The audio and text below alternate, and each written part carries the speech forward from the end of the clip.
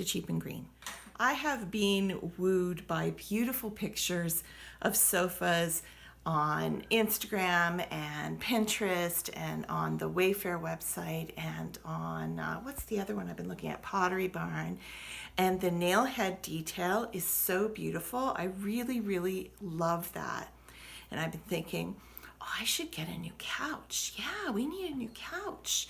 And then I look at the price tag and it's like, they're $1,000. I'm crazy. I could have a vacation for that money. Why would I need a new couch when my couch is perfectly good? But the thing is, my couch isn't perfectly good. I mean, it's pretty good. It's still comfortable. It's still decent. But unfortunately, my cats have really done a number on it.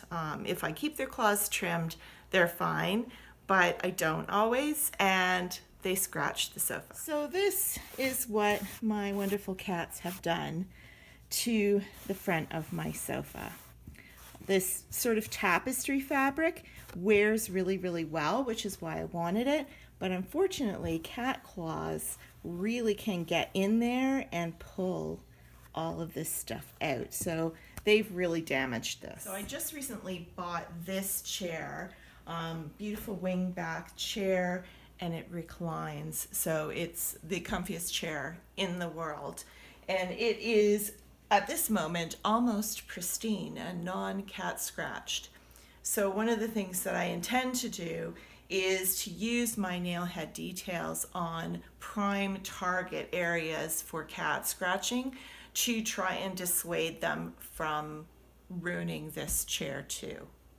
Now I could pay to have this couch reupholstered, but unfortunately I only paid $100 for this couch, and reupholstering it would be hundreds and hundreds of dollars, and I don't actually know how to do it myself. So what I'm going to do today is take care of the cat scratching damage and put that beautiful nail head detail on my couch so that it sort of refreshes it and makes it look like kind of a new to me couch. So step one is get a sharp pair of scissors and cut off any loose threads. I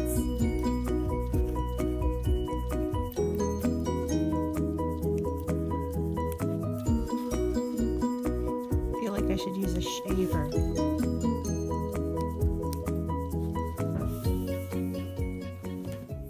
So that's step one completed. I've trimmed off all the loose threads.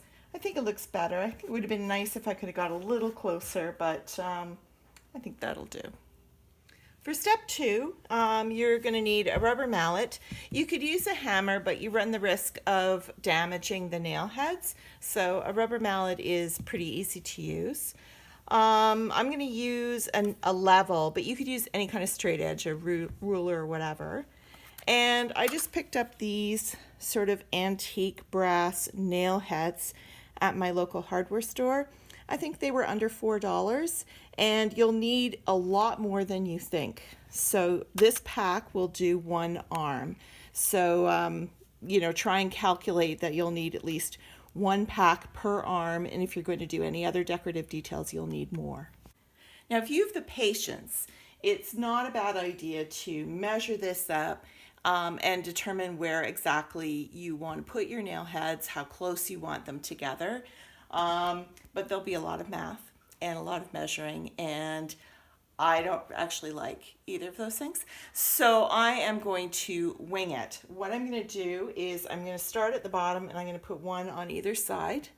And then I'm just going to keep splitting it in half and until I get to the point where I like the look of it. So a lot of times you can just push these right in with your thumb and then just kind of tack them in. I've got this detail here, so I'm going to go on the inside of that all the way up, and that'll give me a nice line to follow.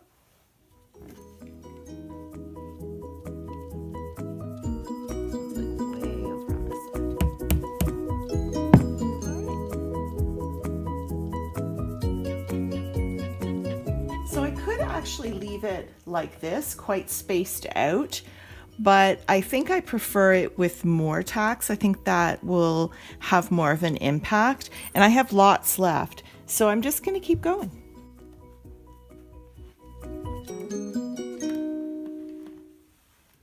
there's the finished product. Less than $10, maybe half an hour, 40 minutes of my time, depending on how picky I want to be. Now, one thing that I did discover is on my couch, and maybe on your couch too, there's wood on the outside, but on the inside it's just layers of fabric and foam. And up here it's quite loose. So what I may do is go back with fabric glue or hot glue and just make sure that these are quite secure, especially if you have little people in the house, or if you have cats that are going to come back and scratch on this again. These might pull out, and the last thing you want to do is find one that they've pulled out, say in the sole of your foot.